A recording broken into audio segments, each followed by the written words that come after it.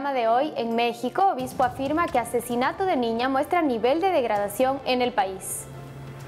Colombia se prepara para la marcha nacional Ni un Juanse más.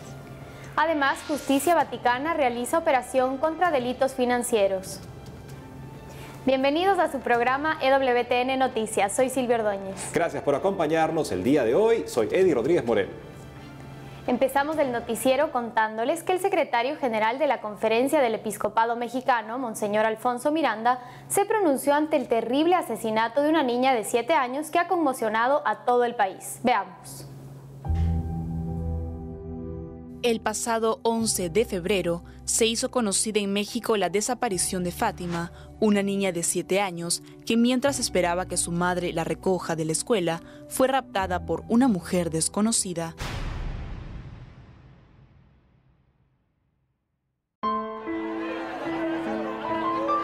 Días después de su secuestro, el cadáver de la pequeña fue encontrado por las autoridades al sur de Ciudad de México dentro de una bolsa de plástico. Con gran dolor, el 18 de febrero se realizó el entierro de Fátima, rodeada de sus familiares y vecinos.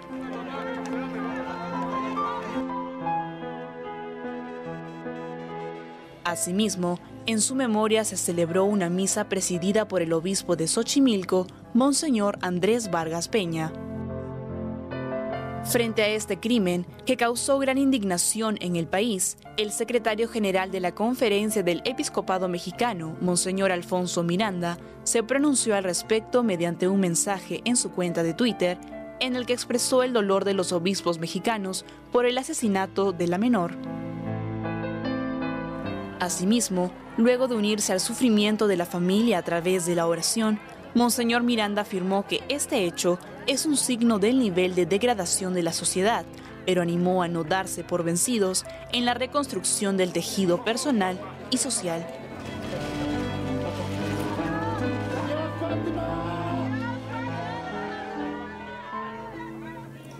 Qué tristeza la muerte de esta pequeña niña, que lamentablemente no es la única en el país. Y bueno, realmente lo que podemos hacer nosotros es unirnos en oración, primero por ella, por su familia, para que el Señor les dé consuelo y también, ¿por qué no?, por la conversión de estas personas que han cometido este atroz crimen. En otra noticia les contamos que este 22 de febrero se realizará la Marcha Nacional por la Vida, que lleva por nombre Ni un Juanse más, para poner fin al aborto en Colombia. Para contarnos todos los detalles al respecto está conectado con nosotros Samuel Ángel, presidente del Instituto de Investigación Social de Colombia. Samuel, bienvenido a EWTN Noticias. Muchas gracias por la invitación. Samuel, cuéntanos primero, por favor, cómo tomaron la iniciativa de realizar esta Marcha por la Vida en Colombia y por qué lleva el nombre de Ni un Juanse más. Sí, desafortunadamente ocurrió el triste asesinato de un niño en el vientre de su madre, un niño de 7 meses, un niño que su padre reclamaba, decía que por favor lo dejaran vivir, que él lo quería y él se quería hacer cargo de él. Sin embargo, una entidad abortista en Colombia, Profamilia, lo asesinó. Como ocurre casi que a diario en diferentes rincones del país, no es un caso aislado, está ocurriendo este tipo de asesinatos.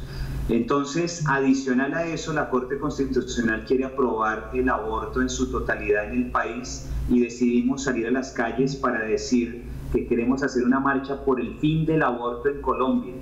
Es un mensaje muy claro, que no solamente es la vida, que por supuesto defendemos, sino que queremos el fin del aborto, y por eso el título de Ni un Juanse más. Por otro lado, sabemos que se está debatiendo en la Corte Constitucional hace unos meses unas demandas para prohibir el aborto en el país. En ese sentido, ¿sabe cómo va ese proceso? Sí, desafortunadamente la Corte ha hecho algo que se llama contrapetita, es decir, una abogada pidió penalizar el aborto en todas las circunstancias, dado que el niño dentro del vientre es persona. Pero la Corte volteó la situación y ahora quiere despenalizar en todas las circunstancias, es decir, es la contradicción total. Desafortunadamente es posible que hoy salga una ponencia en ese sentido, en el sentido de aprobar el aborto en todas las causales por parte del magistrado de apellido Linares, y eso tiene al pueblo colombiano hoy haciendo plantones y el próximo sábado saliendo a las calles en una gran marcha nacional. Por último, Samuel, luego de esta marcha por la vida, ¿qué otros pasos debe dar la sociedad colombiana para poner fin a la legalización del aborto y proteger las dos vidas? Vamos a iniciar un referéndum que prohíba el aborto en todas las causales, dado que desafortunadamente la Corte Constitucional desde hace varias décadas tiene una mentalidad supremamente progresista, donde han venido aprobando no solamente la agenda de la ideología de género con una de sus cabezas principales, el aborto, sino todas aquellas circunstancias que son inconstitucionales y que van contra la familia y contra los niños. Por eso no vamos a desmayar. El sábado será la gran marcha nacional, pero será el inicio de una nueva etapa en Colombia por la lucha por la vida y por la defensa de la familia. Samuel Ángel, muchas gracias por habernos acompañado hoy en EWTN Noticias. Gracias a ustedes. Gracias nuevamente, Samuel. Cambiamos el tono de la información para contarles que esta mañana en la homilía del Papa Francisco en Casa Santa Marta, el Santo Padre afirmó que ser cristiano significa aceptar el camino de Jesús hasta la cruz. Escuchemos. En la reciente misa matutina celebrada en Casa Santa Marta, el Papa Francisco afirmó que el cristiano es el que acepta el camino que siguió Jesús para salvar al mundo, es decir, el camino de la humillación. Confesar a Jesús significa aceptar el camino que el Padre eligió para él, la humillación. Pablo, escribiendo a los Filipenses, dice: Dios envió a su Hijo, quien se anonadó a sí mismo, se hizo siervo, se humilló a sí mismo, hasta la muerte, muerte de cruz. Si no aceptamos el camino de Jesús, el camino de la humillación que Él eligió para la redención, no solo no somos cristianos, sino que merecemos lo que Jesús le dijo a Pedro: aléjate de mí, Satanás. Va dietro a mí, Satanás. Asimismo, contó que existen 3 etapas que recorrieron los apóstoles para saber quién es Jesús: conocer, confesar y aceptar la ruta que Dios eligió para ellos. En ese contexto, el Papa Francisco expresó que cuando la Iglesia no va por esta línea, se equivoca y se vuelve mundana. Por ello, invitó a pedir la gracia de la coherencia cristiana para no usar el cristianismo para escalar.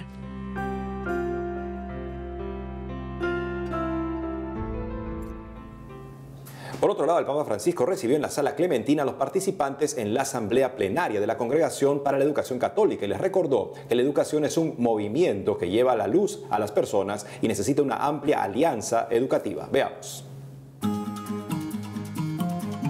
En una asamblea plenaria con los participantes de la Congregación para la Educación Católica, el Papa Francisco señaló que la enseñanza es un movimiento que lleva a la luz a las personas y que necesita de una amplia alianza educativa para construir una humanidad más fraterna. En ese sentido, el Santo Padre recordó la jornada que se realizará para reconstruir un pacto educativo global el próximo 14 de mayo de este año y afirmó que esta no debe ser un simple ordenamiento, sino que debe ser revolucionario.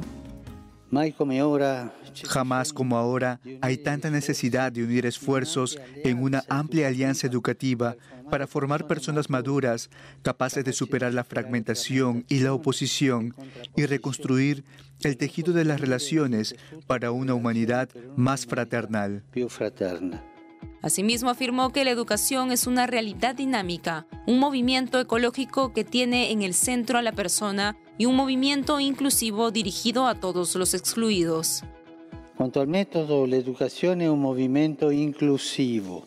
La educación es un movimiento inclusivo dirigido hacia todos los excluidos, los de la pobreza, los vulnerables a causa de las guerras y por las dificultades familiares y existenciales. Finalmente, el Papa Francisco expresó su deseo de que la congregación continúe en la ejecución de sus programas educativos para los próximos años, con una mayor preocupación por la pastoral universitaria como instrumento de la nueva evangelización.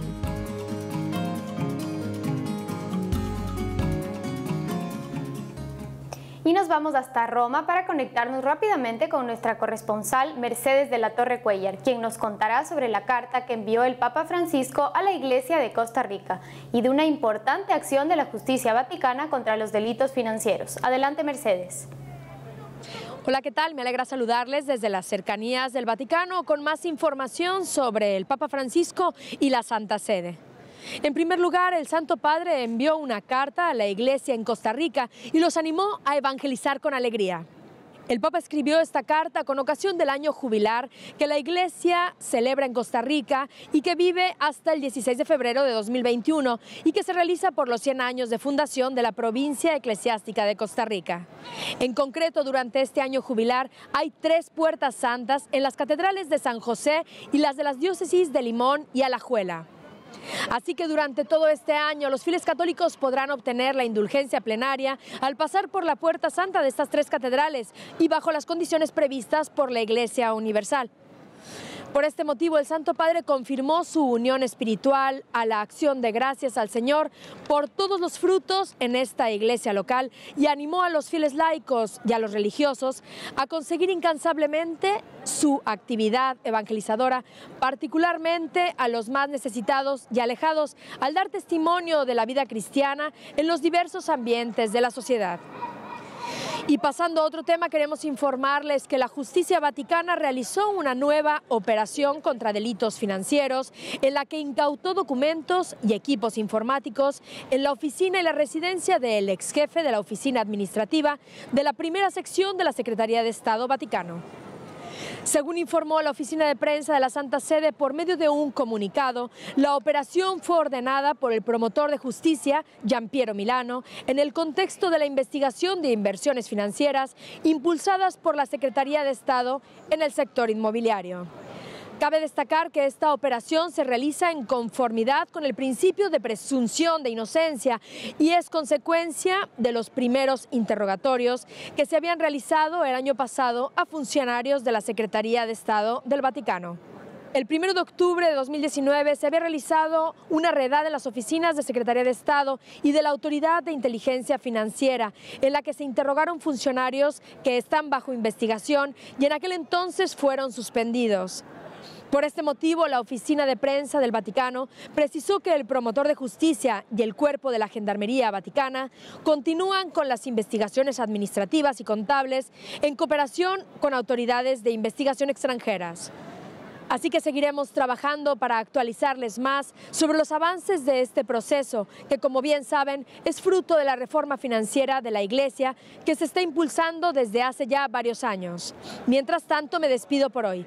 Informó para ustedes en EWTN Noticias desde el Vaticano, Mercedes de la Torre Cuellar. Hasta la próxima. Gracias, Mercedes. Realmente importantísima esta acción que está tomando el Vaticano justamente para prevenir que se sigan dando estos delitos financieros que al parecer, bueno, con las donaciones que como cristianos hemos contribuido para otras causas positivas, ahora no sabemos bien exactamente hacia dónde se fueron esas donaciones realmente. Yo entiendo que se pueda invertir juiciosamente el dinero que recibe la Santa Sede como parte de la caridad de los cristianos para que pueda rendir más y se pueda hacer más bien. Lo que sí me cuestiona es el hecho de que este dinero, estas transacciones tan grandes de cientos de millones de dólares, no se hayan reportado en los libros financieros. Lo que pienso es que si no se pueden reportar en los libros financieros, mejor no las hagas. O sea, no hagas algo y lo ocultes que deberías hacer transparentemente si es que en verdad no hay nada de malo en ello. Amigos, tenemos que hacer una pausa, pero al volver estrenarán conferencia para jóvenes sobre ideología de género en México.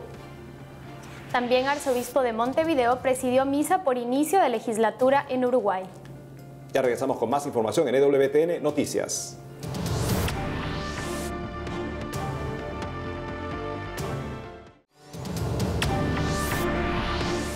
Ahora nos vamos hasta México para contarles que la plataforma mexicana Conciencia y Participación, más conocida como Comparticipación, realizará el próximo 27 de febrero una conferencia sobre género y sexualidad. Para contarnos los detalles está conectado vía Skype con nosotros Marcial Padilla, director de Comparticipación. Marcial, te damos la bienvenida a EWTN Noticias.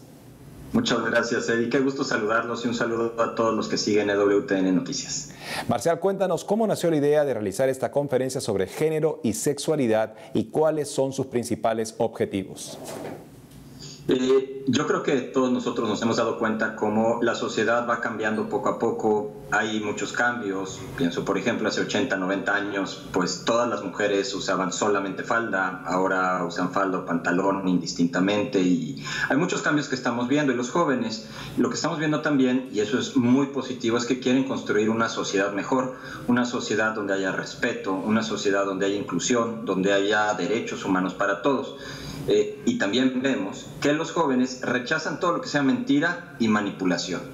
Entonces ahí es donde nos dimos cuenta que valía la pena reunirnos con ellos y compartir información acerca de lo que se va presentando de manera pues, novedosa, sobre sexualidad, sobre derechos humanos, y para poder saber qué sí es verdad y qué no es verdad de lo que nos están diciendo. Es un encuentro de información para que las personas, sobre todo los jóvenes, puedan tomar sus decisiones responsablemente.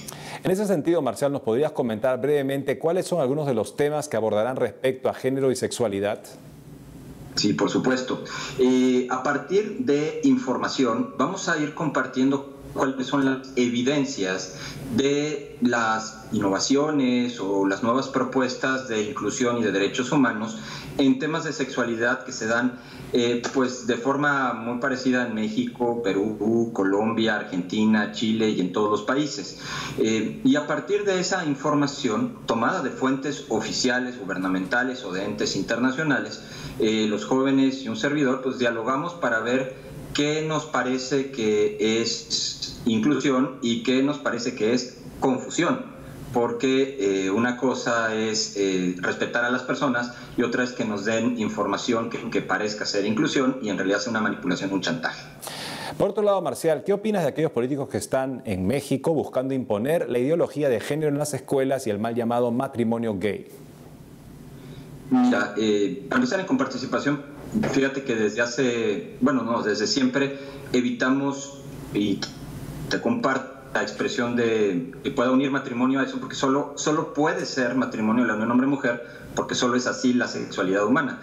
Lo que puede haber son uniones homosexuales equiparadas al matrimonio o que sean llamadas matrimonio, pero pues matrimonio no son, reciben un papel que dice que son eso. Mira, yo creo que un político puede estar en tres situaciones: o ignorancia, o necedad, o ideología. Ignorancia es porque le falta información. Necedad es porque le falta información, pero sí debería de tenerla. Y los peores o los más peligrosos son los ideólogos, los que sí saben que están engañando y manipulando. A esos políticos hay que decirles clara y directamente: no confío en ti y no quiero que me representes tú. Marcial, finalmente, para todos aquellos que quieran participar de esa conferencia, ¿nos podrías contar cómo pueden hacerlo? Por supuesto, es muy fácil. Tienen que entrar a la página de Facebook de Comparticipación, facebook.com/comparticipación, el día 27 de febrero a las 7 de la tarde, tiempo del centro de México o de Lima, Perú, y lo pueden ver de ahí directamente. Ni siquiera tienen que tener cuenta de Facebook, lo pueden ver ahí directamente. Marcial Padilla, gracias por habernos acompañado hoy en EWTN Noticias. Muchísimas gracias, un saludo. Gracias nuevamente, Marcial Padilla. En otras noticias, el arzobispo de Montevideo, cardenal Daniel Sturla, presidió una misa para los miembros del Parlamento uruguayo, quienes asumieron recientemente la legislatura de la República de Uruguay. Veamos. Hace unos días, el arzobispo de Montevideo, cardenal Daniel Sturla Berhut, presidió en la Basílica Nuestra Señora del Carmen una misa especial con motivo del comienzo de la legislatura número 49 de la República de Uruguay. A esta celebración eucarística asistieron diferentes miembros del Parlamento uruguayo, entre los que resaltan la presidenta de la Asamblea General, Beatriz Argimón, y el Nobel presidente de la Cámara de Diputados, Martín Lem. Durante su homilía, el cardenal Sturla reflexionó sobre la parábola de los 10 talentos y resaltó que la mayor parte de las cosas recibidas en la vida han sido entregadas por Dios, lo cual los convierte en administradores, pero no en dueños. Por tanto, pidió a los políticos darle un buen uso a sus dones para que produzcan frutos abundantes y puedan mirar más allá del propio interés para optar por el bien de toda la nación y sobre todo de los más desvalidos. Finalmente, el purpurado resaltó la singularidad de la Eucaristía celebrada, al ser la primera vez en mucho tiempo que se festeja el comienzo de una legislatura, un hecho que es común en otros países de América. Por otro lado, Christian Media Center dio a conocer los desafíos que afrontan las personas que peregrinan a Tierra Santa, sobre todo ahora que se encuentran en pleno invierno por esa zona. Veamos.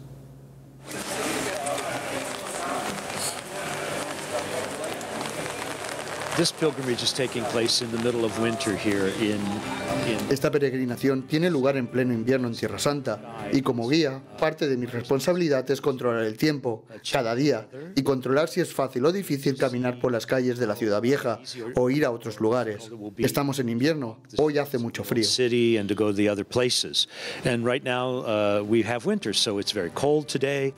Estos son los desafíos de quien parte en peregrinación. Según el periodo podemos encontrarnos con mucho calor o mucho frío y lluvia. Esta es la experiencia del grupo del Comisariado de Tierra Santa de Estados Unidos. En cada país tenemos comisariados que promueven la Tierra Santa y las peregrinaciones. Vivo en Washington, D.C., donde tiene la sede el Comisariado de los Estados Unidos. Promovemos Tierra Santa, la colecta del Viernes Santo del Santo Padre, de la que se benefician todos los cristianos de Tierra Santa, y guiamos peregrinaciones.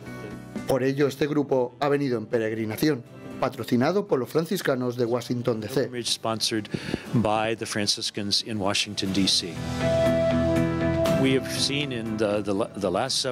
Hemos visto en los últimos años el incremento del número de peregrinos hacia Tierra Santa y la mayoría de ellos proviene de Estados Unidos.